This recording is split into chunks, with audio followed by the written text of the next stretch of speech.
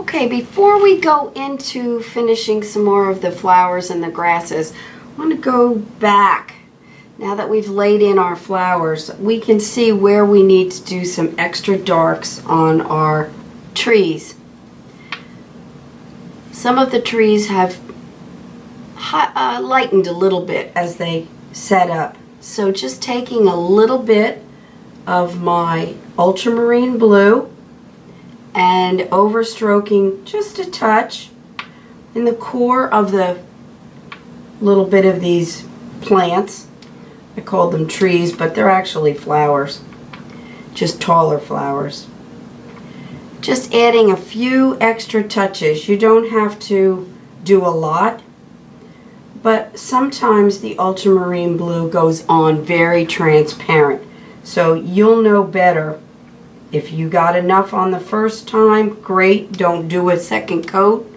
We don't want to cover all our air spaces in between.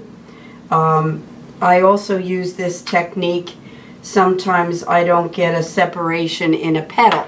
So just applying a small little touch in between, giving it a separation is nice. So you can cut in with a little bit of blue. But I'm just going into the core with a little extra paint. If your paint isn't dark enough, you can add a touch of the raw umber, but usually you don't have to. And that's all I wanted to do on the blue in the background. Also just a few touches of the blue to bring this color down into the meadow part of the grasses. Just little ticks here and there. It's just a little dab. And that just helps settle the blues into the meadow. Now I've put on some of these little flowers because they take so long to do them. And these are started out with, and I'll show you those blues right now. These blues are the ultramarine and white. And I did them in 3 stages.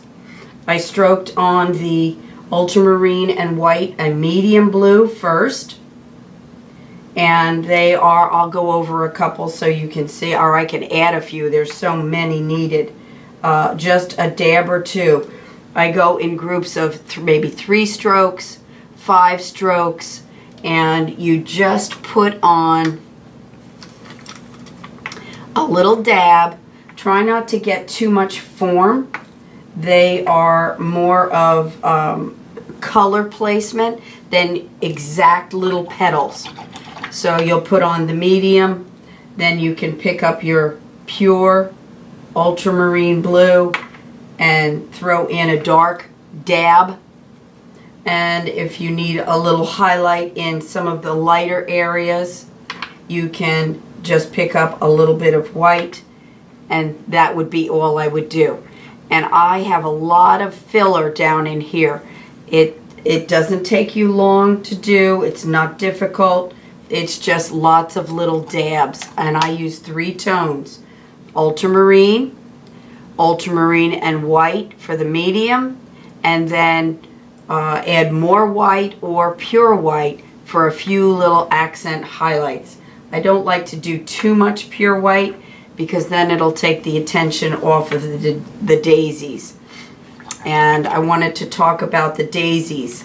Unfortunately, I turned my camera off and did not know it, so the daisies got done. But we had, in the last video, just stroked on our basic shapes. What I did was take some of the pure white while the paint is still wet and overstroked. Okay, now you can see I did an overstroking of maybe half the daisy. Back here, a little 1 or 2 little overstrokes. Down here, I overstroked just a couple of petals. Okay, and if you need a shadow, you can pick up either your diarylide or your yellow oxide. But I went into the main flowers with that extra highlight. I didn't want to go way up in here because those just need a little bit of a highlight.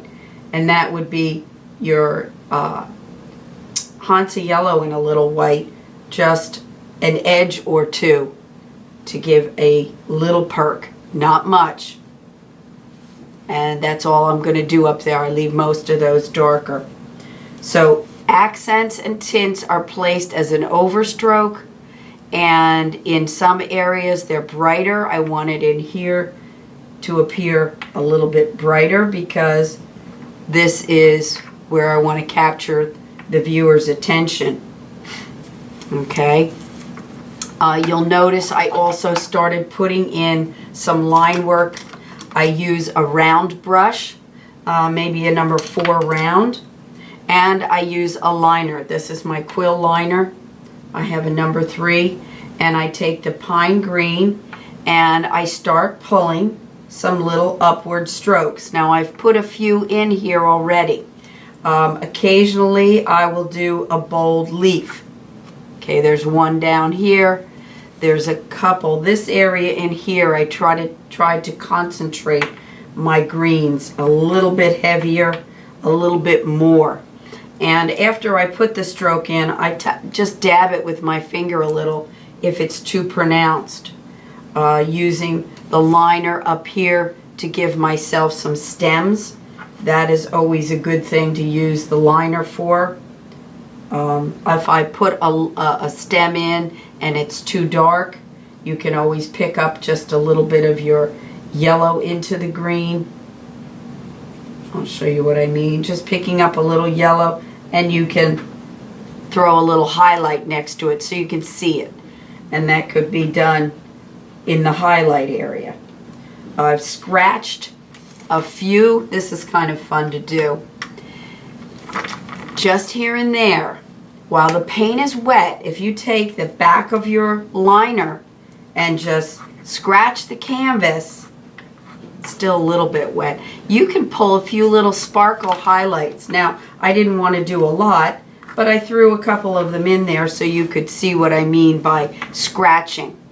And that adds something interesting into the field of flowers as well. But usually I use a round brush for my bolder strokes, few accents with the liner, so there's some delicate strokes, and I call them little ticks, and I don't mean the bug, where I just dab, and it doesn't have to be a leaf, it can be just a something in the grass. I don't want to do them exactly the same, but just a mark on the piece, because this is a field and you can have little marks in the grass. Sometimes you need a bolder stroke, sometimes you need just a little tick, just a little bit of color. It's all very random, and you don't want to overdo, so take a look at the photograph of the finished one, because then you'll see about what you need. And up in the flower area, let's go a little bit back this way. Up in the flower area, up in here, if you take your yellow oxide with just a little bit of either Hansa or white, and way in the background, way in the distance, you're going to see little tiny flowers that are growing in the back. So those are little dabs. Can you see that? Really small, way in the back. And occasionally I throw a little bit on top of the blue, because they wouldn't be kept clean. There would be flowers. You can use just the yellow oxide, and these would be just little flowers, and rock and roll your brush so you get different shapes, different strokes, but they get to be put up in around the base of these dark blue flowers as well. So there's green little specks and also the little tiny highlights can be in the grass as little tiny flowers. And you just have to put a dab or two. Not a lot of shape, just an occasional, so that there's something going on. And I loved going back with my Naphthol Red light and dabbing in just a little bit more red in the focal point, not too much out here, just a little bit in my flower centers, and giving that a little bit more distinction with burnt umber, raw umber. You're very dark brown. You don't do a circle around it, just a dark shadow down in the very bottom. You're going to really make this one pronounced, that center. And these petals on top get an extra highlight on the tips and on here of your extra white and yellow oxide. But just throwing in a little dark right near the centers really anchors those centers down. You can do a little bit up in the tiny ones, but just a touch. The sideways, you don't see those in there. They're turned sideways. But that adds extra interest to each one of the flowers. So pulling your stems, adding your little finishing touches of your centers, extra highlights on the petals, and all the little golden flowers in the distance, a couple of whites, and also lots of pale blue and pale yellow little flowers in between. Give it a real nice look. So there you have it. This is my